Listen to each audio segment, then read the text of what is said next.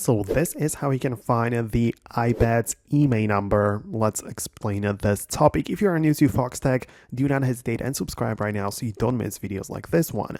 And essentially the Imei number is like a identification number attached to our devices, of course, but it only appears or it is only part of the iPad if the iPad is a cellular model.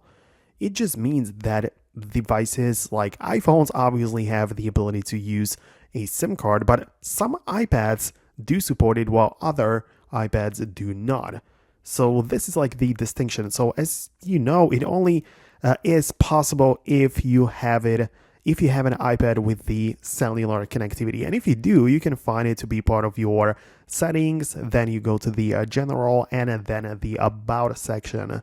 And it should be there. Again, if your iPad is Wi-Fi only, it's not going to be available to you.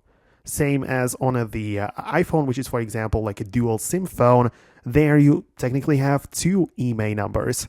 So yeah, it is attached to the SIM card functionality. But yeah, you can also find it there, even if you have some older iPads which have like a physical detachable SIM tray. The Imei number should also be part of that too, but that is of course for some older models which, we don't really have that anymore, as it's mostly just eSIM in 2025. But if you have some older models with that, you can find it in the SIM tray as well. But that's it from me. I just quickly wanted to explain to you where you can find it, how it works.